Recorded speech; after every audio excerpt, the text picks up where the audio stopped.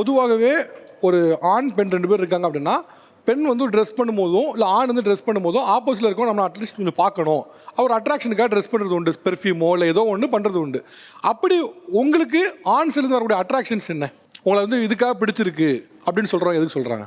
அதான் sir, funk வச்சிருக்கிறது ஒன்று, ஸ்மைல் பண்ணும்போது டிம்பிள் வர்றது, அதுக்கப்புறம் நடக்கும்போது பொதுவாக பாய் மாதிரி இல்லாமல் கொஞ்சம் கேர்ள் மாதிரி தான் நல்லாவே டீசெண்டாக நடப்போம். அந்த விஷயத்தெல்லாம் அப்ரிஷியேட் பண்ணுவாங்க சார். சரி, ஓகே ஓகே ஓகே. ஆப்போசிட் ஜெண்டரில் இருக்கிற ஒருத்தங்க எனக்கும் கவிதையெல்லாம் எழுதியிருக்காங்க, என்னையும் வர்ணிச்சிருக்காங்க, என்னையும் பெண்ணாக பார்த்துருக்காங்க. ஸோ யார் அந்த சப்ஜெக்ட் அப்படின்றதுல தான் டிஃப்ரென்ஸ். ஒருத்தங்களுக்கு இப்போ ரிலேஷன்ஷிப்னு எடுத்துக்கிட்டோன்னா ஒரு ப்ரிஃபரன்ஸ் இருக்கும். சில பேருக்கு டாலான ஆண்மகன் வேணும்னு ஆசை இருக்கும், சில பேருக்கு ஷார்ட்டாக இருந்தாலும் ஓகேன்னு இருக்கும், இல்லை ஏன் ஹைட்டுக்கு இருந்தாலும் ஓகேன்னு இருக்கும். அந்த தோற்றவியல் வந்து ஒருத்தங்களோட தனிப்பட்ட விருப்பு வெறுப்பங்களை பொறுத்து தான் இருக்குது. ஷார்ட்டாக இருக்கிற பொண்ணுங்களோட எனக்கு அட்ராக்ஷன் இருக்குன்னு சுற்றிட்டு இருக்க ஆண்மகளும் இருக்காங்க. அதே மாதிரி சமூகவியலில் பார்த்துக்கிட்டோன்னா எல்லா ஆண்மகளும் அப்படியே பெரிய கூந்தல் வச்சுருக்கவங்க பின்னாடி தான் அலைப்பாய்ஞ்சு சுற்றிக்கிட்டு இருக்காங்க அப்படின்லாம் இல்லை. சில பேர் அறிவு செடுமைக்காக ஒரு பெண் பின்னாடி சுற்றலாம், இல்லை என் மொழி புலமைக்காக என் பின்னாடி சுற்றலாம், இல்லை எனக்கு சமுதாயத்து மேலே இருக்கிற நாட்டத்து பார்வை, இல்லை சமுதாயத்து மேலே நான் வச்சுருக்க பார்வையை நோக்கி என் மேலே அட்ராக்ட் ஆகலாம். அட்ராக்ஷன்றதே தோற்றவியலை தாண்டி எப்பயோ வந்தாச்சு. நீங்கள் இன்னுமே அட்ராக்ஷன்ற ஃபேக்டர்லேயே என் உடல் அமைப்பு, என் ஃபிசிக்கு, என் ஹேர் ஸ்டைல் எப்படி இருக்குன்ற அந்த கோட்லேயே நீங்கள் சிக்கிக்கிட்ட மாதிரி இருக்குது.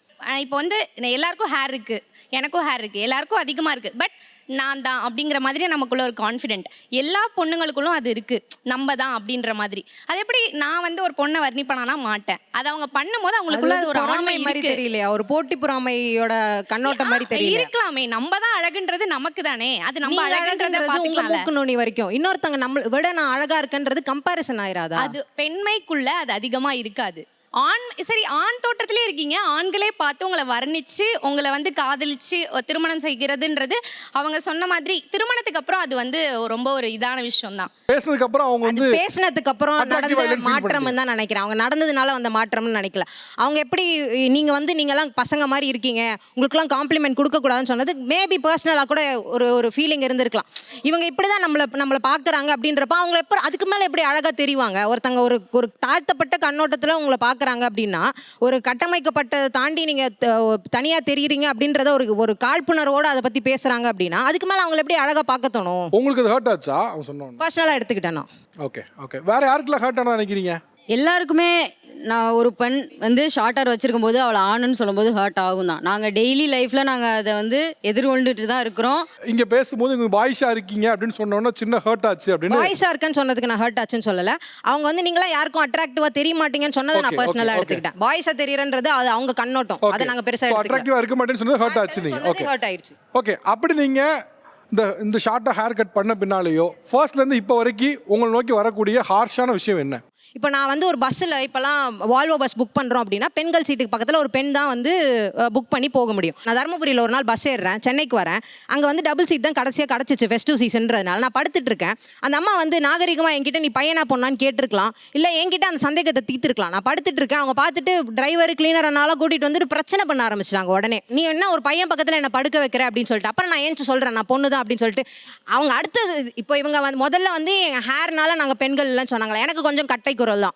அதனால அவங்க என் குரலை பார்த்துட்டு இல்லை அவள் பேசுறதும் பையன் மாதிரி இருக்குன்னு அடுத்து சொல்கிறாங்க. நான் அதுக்கப்புறமும் இல்லை நான் பெண்ணு தான் அப்படின்னு சொல்லிட்டு இருக்கேன். அவங்க வந்து இல்லை உன்னை பார்க்கவே சரியில்லை, நான் வேற இடத்துல போய் படுத்துக்கிறேன்னு சொல்கிறதுலாம் ரொம்ப அநாகரிகமாக இருக்குது. இந்த மாதிரி நிறைய சோஷியல் ஆங்ஷியஸ் சுச்சுவேஷன்ஸ்லாம் இருக்குது. நான் தியேட்டர் போகிறேன், ஒரு இடத்துல நான் ரெஸ்ட் ரூம் யூஸ் பண்ணுறேன் அப்படின்னா என்ன தம்பி மாற்றி வந்துட்டியான்னு கேட்கறது ஒரு விஷயம். நான் வந்து இல்லைக்கா நான் பொண்ணுன்னு சொல்லிக்கலாம். நீலாம் எதுக்கு இங்கே வந்தேன்னு சொல்லிட்டு என்னை சட்டையை பிடித்து என்னை வெளியே இழுத்துட்டு வந்தவங்களாம் இருக்காங்க. இதெல்லாம் எதனாலன்னு நினைக்கிறீங்க? ஏன்னா நீங்கள் இதுதான் பெண், இவள் தான் பெண் அப்படின்ட்டு ஒரு கட்டமைப்பு வச்சிருக்கிறதுனால அந்த தாண்டி யார் இது பண்ணாலும் அவளோட ஜெண்டர், அவளோட பாலினம் எல்லாத்தையுமே கொஸ்டின் பண்ணப்படுத்தப்படுது.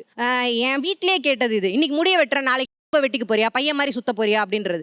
முடின்றது ஒரு ஃபேஷன் சாய்ஸ். அந்த ஏன் அவ்வளோ சிம்பிளாக பார்க்காம இவ்வளோ ஒரு நாட்டம் அதுக்கு கொடுக்கணும் அப்படின்றது எக்ஸ்டெண்டட் ரிலேட்டிவ்ஸ் எல்லாருமே சொன்னாங்க. இன்னைக்கு முடிய வெட்டிக்கு போற, நாளைக்கு வெட்டிட்டு ஆனா சுத்த போறியான்னு கேட்டிருக்காங்க. வேற யாரெல்லாம் இது போல விஷயம் சந்திக்க நேரிடுச்சு? சார் நான் ஆக்சுவலி பெங்களூர். ஸோ அங்கே all over Karnataka bus free. So Aadhaar card காமிச்சா போதும், லைக் உமனுக்கு ஃப்ரீ டிக்கெட் தருவாங்க. ஸோ காலேஜுக்கு யூனிஃபார்ம் வந்துட்டு பேண்ட் ஷர்ட் அப்புறம் இன் பண்ணிட்டு டைலாம் போட்டு வரணும். ஸோ வித்தியாசம் தெரியாது.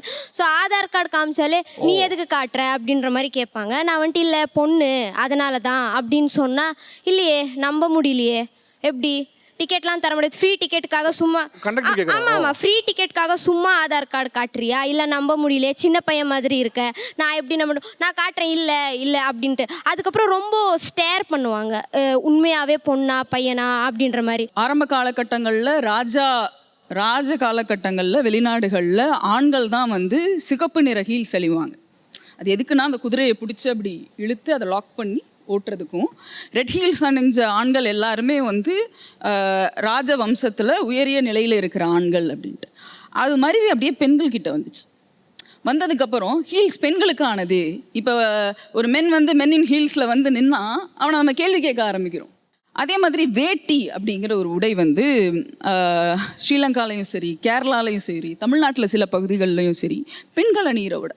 அதே மாதிரி இந்த 6 அடி முடி 5 அடி முடியெலாம் காலங்காலமாக ஆண்கள் நீண்ட முடி வச்சவங்களா இருந்திருக்காங்க.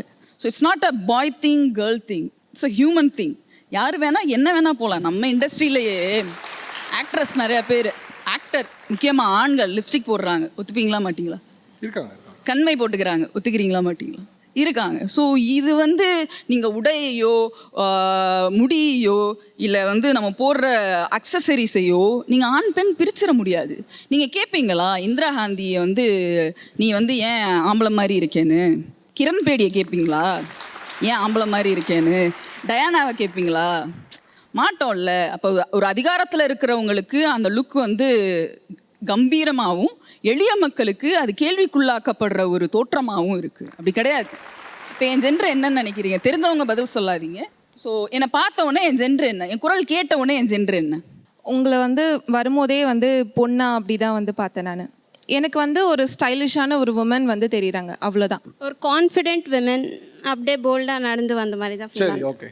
அதான் உங்களை பார்த்ததும் ஃபீமேல் ஐடென்டி ஆகிடுச்சு. நீங்கள் அந்த கோட் ஷூட்டில் நடந்து வந்தது, கூலிங் கிளாஸ் அதெல்லாம் பார்க்குறப்போ நல்லா ஸ்வாகாக இருந்தது. அஸ் அ கேர்ளாக எனக்கு பார்க்குறப்ப நான் சரி, ரசிச்சேன். ஓகே. என்னை பெண்ணுன்னு சொல்கிறனால நான் அதை அசிங்கமாவோ அவமானமாவோ எடுத்துக்க போகிறதில்ல. ஆனால் என் பிறப்பு பெண் பிறப்பு. ஆனால் உங்கள் ஜெண்டர் என்னன்னு கேட்டிங்கன்னா எனக்கு ஜெண்டர் கிடையாது. நான் ஆம்பளையும் இல்லை பொம்பளையும் இல்லை. இந்த உலகம் என்ன 2 கண்டா சொல்லுதா? ஏதாவது ஒரு நம்பரை சொல்லுதா? I don't give a shit. இந்த சிலருக்கு இருக்கும், உயர் சாதியை பின்தொடர்ந்து அவங்க கூடவே போனால் நம்மளை உயர் சாதின்னு சொல்லிடுவாங்க. ஒரு உயர் கிளாஸ் ஹை கிளாஸ் பீப்புள் கூடயே ட்ராவல் பண்ணால் நம்மளை ஹை கிளாஸ்ன்னு சொல்லிடுவாங்க.